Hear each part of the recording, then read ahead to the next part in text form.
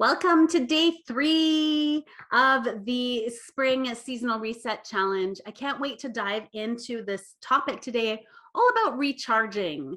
So we're going to talk about how to fill up your gas tank so that you have tons of energy, you're totally inspired, you're showing up like this daily.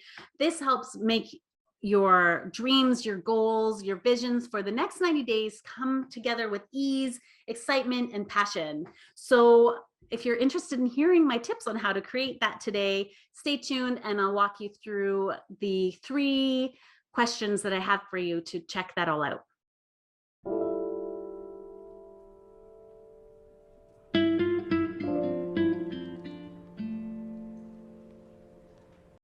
So welcome to day 3. I can't wait to talk to you all about recharging. So if you're new here, I am Sarah Francescuti. I'm an executive leadership coach, and I love focusing on helping organizations and their leaders thrive from the inside out. I believe that we need to have our own self-thriving before we can have a thriving impact on our teams and get them to thriving as well, so that we can have a thriving organization and then an incredible impact in the work that our organizations do.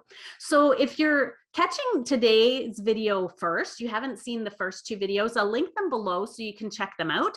The first day we talked about not exhaling. Let me see. We talked on day 2 about the power of pausing.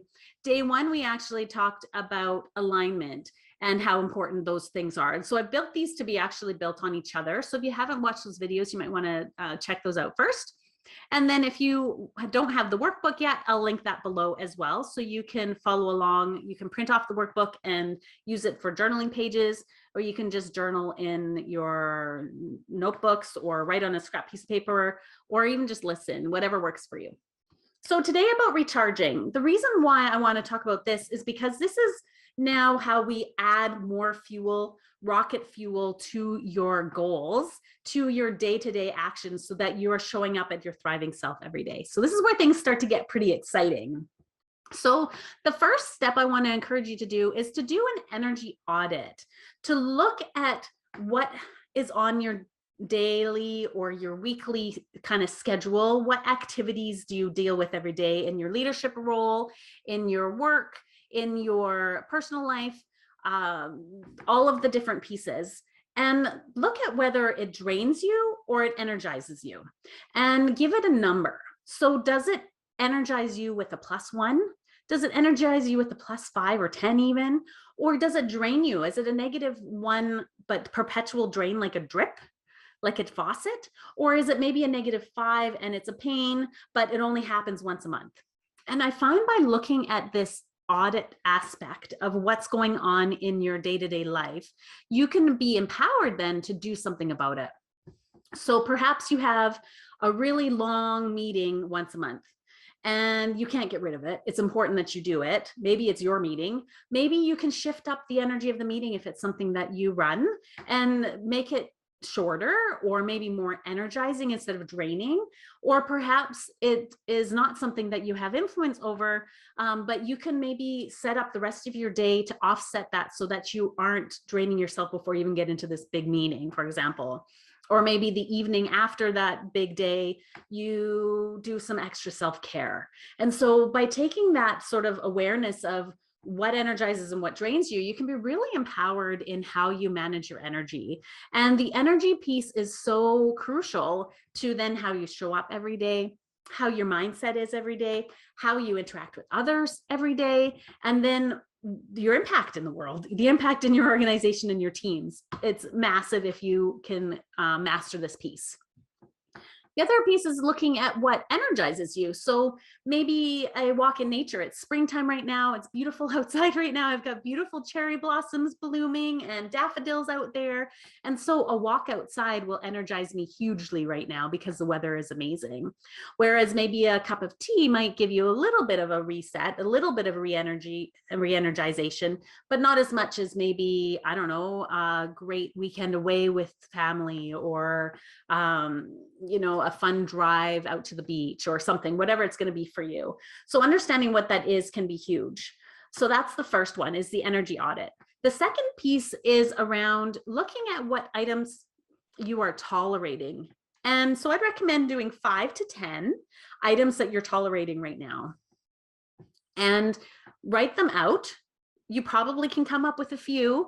Write out more than what naturally come out for you. So that's why I encourage you to go for 10 so that you can actually think about those quiet, niggly little things that are bugging you.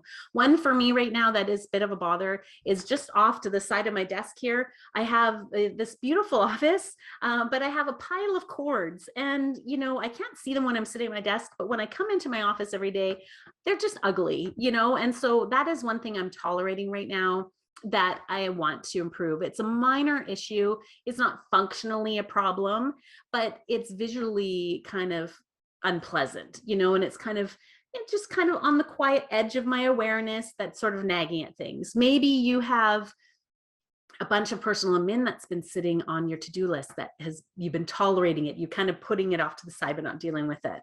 One of the things I've been tolerating in the past was around doing a lot of traffic. And so I changed my schedule up to be able to not have to be in traffic as much. That's not so relevant as now as I work from home, but maybe another tolerating thing could be something in your day-to-day work, and you have this, I don't know, IT issue. One issue I was having for a while is I couldn't look at images. So I had to go through and open up some different back end way. Maybe you're doing something like that isn't working for you, but you're kind of making it work. Perhaps you have meetings or tasks on your responsibilities list that maybe you can delegate to your staff, and they can start going to those meetings and reporting back to you. And that will not only enable and empower them to grow their skills and develop themselves professionally, but then it will also give you a little bit of space maybe for the strategic planning project that you need to work on. So those kinds of things can be huge if you take time to just think about it. Another example could be, maybe you're tolerating, I don't know, a messy car, or, these small little things in our life can really make a difference. I love the book Power of Habit. If you haven't read it before, I highly recommend it. But they were talking about, Charles Duhigg, the author, was talking about how athletes, they've had their coaches where they were looking not only at their skills when they were doing their actual sport, but looking at the pillow of the runner and whether the pillow could be improved. And so maybe you have crappy pillows, and so maybe you can improve your pillow, which will lead to better sleep. And you're going to be just that little bit percentage more energized every day, which can add up incrementally to huge changes. So I do this process regularly, 5 to 10. I'd love to see in the comments below what issues that you're tolerating. And then the other half of the equation is not just noticing what you're tolerating, but what are you going to do about it? And then make a commitment to do something about that this week or this month, so you can get those off of your brain. These are the quiet little drips that pull at our attention. Maybe it's a disorganized space, or maybe you need to get rid of some broken pens in your desk, or these can be minor things, or they could be huge things, but by dealing with some of these, it takes away from that energy drain so that the energy you do have can stay fuller.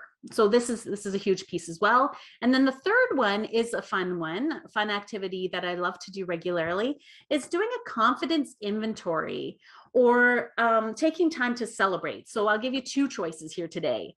One would be the confidence inventory piece. So to look at where you are rocking it, where you are being a superstar, and to really take time to acknowledge that.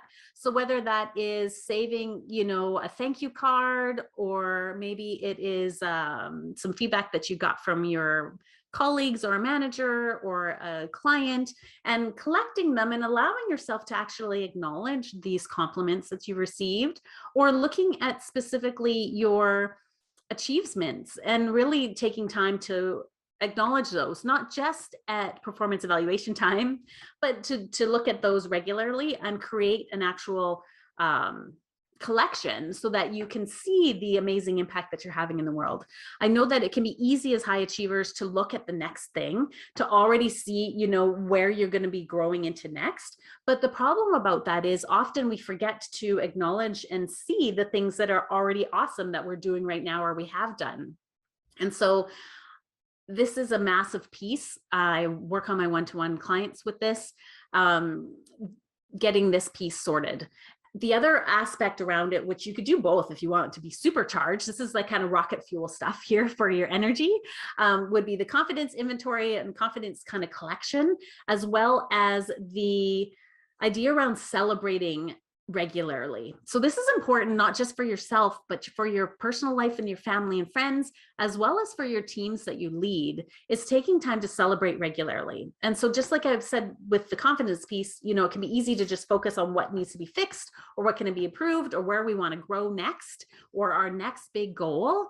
But if we don't celebrate along the way, then it can be no fun. We kind of, you know, get kind of almost deflated if we aren't taking time to kind of fill up these areas. And so taking time to acknowledge your team for the wins that they had, or even looking at maybe it wasn't a win, maybe it was actually a learning lesson, something that didn't go well, but recognizing and acknowledging that there's growth there and celebrating that for yourself, with your teams, with your partners can be huge. It doesn't have to be a big deal to celebrate either. Just acknowledging it is a big deal, or you can turn it into a bigger celebration if you want to. So I'd love to talk more about celebrating with you another time. I could do a whole series on that alone, but I wanted to share with you that concept. So the third point is around boosting your confidence and celebrating regularly to really make sure that you are showing up with your full awareness of the amazing person that you are, the amazing impact that you and your team is having, and to really acknowledge that regularly. So I hope you enjoy these. I'd love to hear what you're celebrating in the comments below. Just let me know. And tomorrow we're going to be on to day 4, which is all around up leveling. And so this is even more fun. So we're going to not only just up level, you know, fill up our gas tanks like we've done today, but tomorrow on day 4, we're going to be going even further, bigger and broader and even more fun. So stay tuned for that. I can't wait to tell you all about that tomorrow. See you then.